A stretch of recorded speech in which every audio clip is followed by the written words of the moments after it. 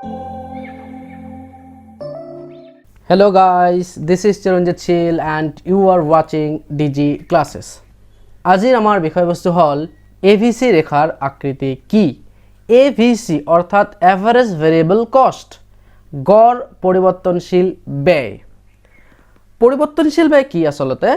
যি ব্যয় উৎপাদনৰ লগত জড়িত হৈ আছে, অৰ্থাৎ উৎপাদনৰ পৰিমাণৰ পৰিৱৰ্তন হলে যদি ব্যয়ৰো পৰিৱৰ্তন হৈ আছে, তেনে ক্ষেত্ৰত তাক কোৱা হয় পৰিৱৰ্তনশীল ব্যয়। আৰু মুঠ পৰিৱৰ্তনশীল ব্যয়ক আমি যেতিয়া উৎপাদনৰ পৰিমাণেৰে হৰণ কৰিম, তেতিয়া আমি যেটো পাম তাক কোৱা হয় গড় পৰিৱৰ্তনশীল ব্যয়। গড় পৰিৱৰ্তনশীল ব্যয় অৰ্থাৎ AVC, গতিকে আমি ফৰ্মুলাটো পাম AVC = TVC/Q, অৰ্থাৎ ইয়াত Q হল উৎপাদনৰ পৰিমাণ। ইয়াত এটা তালিকা দেখুওৱা হৈছে কাৰণ আমি AVC ৰেখাডালৰ আকৃতিৰ বিষয়ে বুজিবলৈ চেষ্টা কৰিম।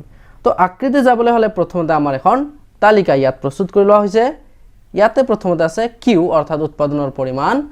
যেতিয়া 0 তেতিয়া মুঠ পৰিৱৰ্তনশীল ব্যয় 0, গতিকে এভাৰেজ অৰ্থাৎ গড় পৰিৱৰ্তনশীল ব্যয় 0 হ'ব।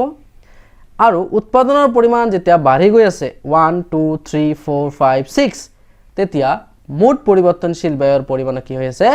বৃদ্ধি পাই আছে। 6 10 15 24 35 48।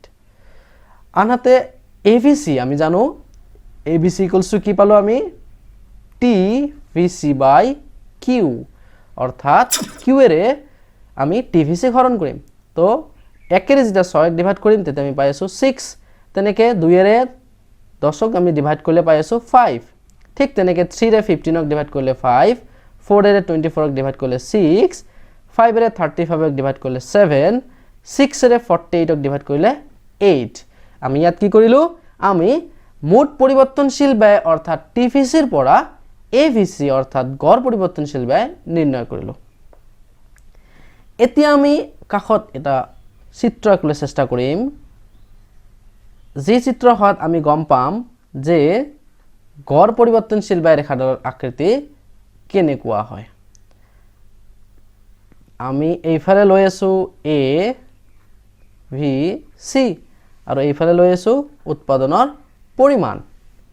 উৎপাদনৰ পৰিমাণ 0, তাৰপিছত 1 2 3 4 5, আমাৰ 6 লৈকে লাগিব, যেহেতু আমি 6 লৈকে দিছো।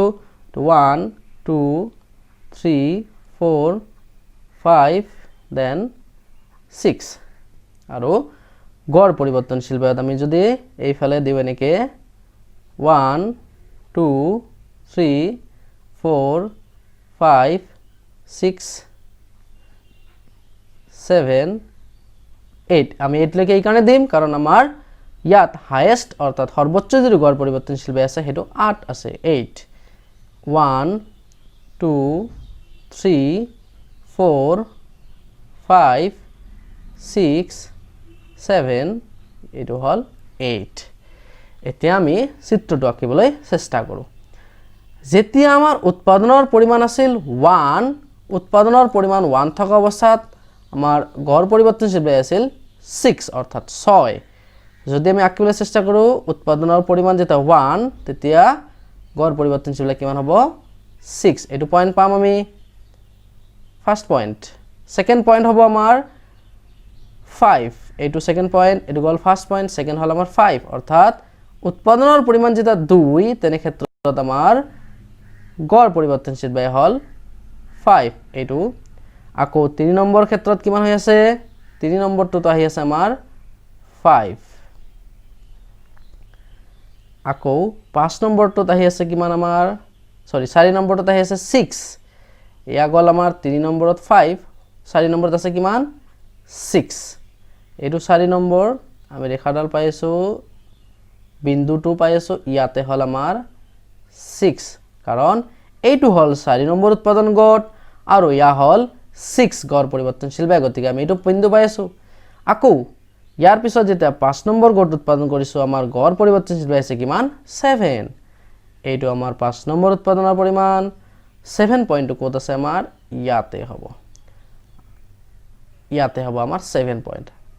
আৰু লাষ্ট তালিকাত দেখুৱাৰ দৰে 6 নম্বৰ উৎপাদনৰ পৰিমাণত গড় পৰিৱৰ্তনশীল ব্যয় হৈছে কিমান আমাৰ 8 গতিকে যেতে এইটো 6 নম্বৰ পৰিমাণ আছিল আমাৰ উৎপাদনৰ তেনে ক্ষেত্ৰত আমাৰ গড় পৰিৱৰ্তনশীল ব্যয় আছিল কিমান 8 গতিকে এতিয়া আমি যদি এই বিন্দুবিলাক লগ লগাই দিও তেনেহলে আমি এডাল ৰেখা পাম আমি লগ লগাবলৈ চেষ্টা কৰি আছো ইয়া আমি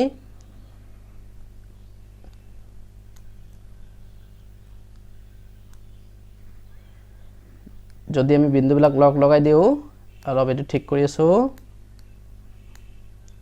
আকৌ ইয়াৰ পৰা যদি লগ লগাই দিও আমি এডাল ৰেখা পাম এয়া ৰেখাডালৰ নামে হল কি ABC অৰ্থাৎ গড় পৰিৱৰ্তনশীল ব্যয় গতিকে দেখা গৈ আছে যে গড় পৰিৱৰ্তনশীল ব্যয় ৰেখাডাল প্ৰায় ইংৰাজী ইউ আকৃতিৰ দৰে হয় তো সাধাৰণতে গড় পৰিৱৰ্তনশীল ব্যয় ৰেখাডালৰ আকৃতি ইউ আকৃতিৰ দৰে হয় তো ইয়াই আছিল আমাৰ আজিৰ বিষয়বস্তু thank you for watching keep loving keep learning thank you all